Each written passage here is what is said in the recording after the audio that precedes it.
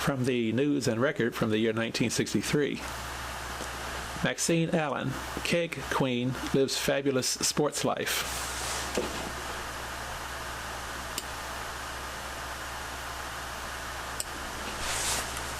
Maxine Allen currently ranks number 2 among the women's duckpin bowlers of this nation.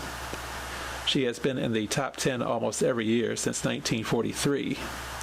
In 1952, she was rated number 1. Her home at 1500 Bonaventure in Guilford Hills includes one wall which has been transformed entirely into a trophy case. There are at least 40 trophies of every size and description there. These represent the ones she has kept through the years. Others have been lost or broken. Among her proudest triumphs in bowling have been 1. Winning the National BPAA Duckpin Tournament last year at Norfolk, Virginia. 2. Capturing the Old Dominion Tournament at Richmond in 53, 55, and 1958. 3. Winning the All Events Crown in the National Duckpin Tournament in 1949. Her world record in achieving this stood until last year. 4. Sweeping the U.S. Women's Classic in 1958. And 5. Taking the Dixie Classic in 1951. The list could go on and on because this graceful, trim athlete of 49 years has won them all. Maxine carries 126 pounds on her lithe 5'7" figure, and her weight hasn't varied anything to speak of since her high school days. Her hair is turning gray, but it hasn't dimmed her zest for bowling, or any sport. Last year she took up golf when the Ladies Professional Golf Association gave a seminar here. In no time, she broke 100. During her colorful career, Maxine has 1. Won a state and city tennis championship. 2. Been so expert at basketball that she played with the boys' team instead of the girls. 3. Taught dancing. 4. Been connected with dog training. 5. Helped manage a bowling center. 6. Been a physical education teacher. And 7. Been honored as a godmother. As a personality, Miss Allen is as charming as she is athletically inclined. She radiates friendliness. To meet her for a few minutes seems to have known her for ages. She is courteous, gracious, modest, a champion in every sense of the word. Dick Craig, one of Maxine's closest friends, describes her thusly: "I've never seen such a fine person to bowl with or against. She never says anything derogatory about anyone. When she makes a commitment, no matter how big or small the event may be, she'll be there.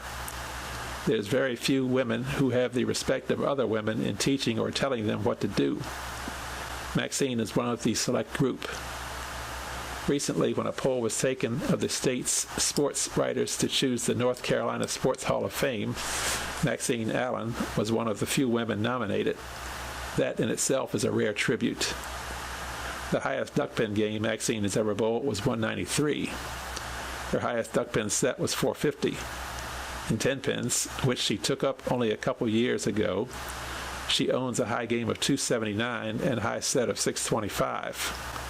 She began bowling 10 pins only because she had to, as an instructor of both duckpins and 10 pins at Fairlane's Friendly. She throws a 10-pin ball the same way as a duckpin ball, but last week she won the City Women's Championship despite her unorthodox delivery. She had earlier captured the state BPAA 10-pin championship in 10 pins using a 10-pound ball, much smaller than those used by most 10-pin bowlers. What is the background on this fabulous woman athlete who will be honored at the Plantation Club Sunday, February 10th at 1:30 p.m. with her own day? Maxine is a native of Lumberpot, West Virginia, but moved to Hendersonville in 1927, where she graduated from high school. "I spent my last 3 years in high school at Hendersonville, and I loved every minute of it," recalls Maxine. "I especially enjoyed the sports activities. We played tennis night and day. It was while at Hendersonville that Maxine won a state tennis tournament at Greenville, South Carolina, in her senior year. She was also voted the outstanding girl athlete in her senior class. I enjoy basketball too, she said. The boys let me play with them because I like to dribble. In girls basketball, you had to take one bounce and stop. I enjoyed dribbling all over the court. Following graduation, Maxine enrolled at Women's College here and continued to add to her diversified career. I became interested in dancing, modern, social, and tap, she related. Later, I taught at an Arthur Murray studio and also assisted a friend one summer in teaching at Asheville. Maxine became devoted to the WC physical education program, which included field hockey, soccer, archery, volleyball, and basketball. She decided that she wanted to become a physical ed teacher after graduation. Her first teaching position was at Seaboard near Rocky Mount. It was there that she started bowling. The only city of any size was Rocky Mount, Maxine said. Many of the teachers went there on the weekends to shop and go to the movies. While they were doing these things, I became interested in bowling. I used to spend practically the entire weekend bowling, almost all the time by myself. From 1937 to 1940, Maxine was Health and Education Secretary at the YWCA in Charlotte, teaching children and adults. Among the sports she taught was swimming. It was at Charlotte that Miss Allen made her bow in league bowling. A lady was watching me one day and noticed I was doing pretty well, recalled Maxine. She figured up my average and said I was averaging 102 for 50 games. You should be in a league, she emphasized. That's how I got started in bowling.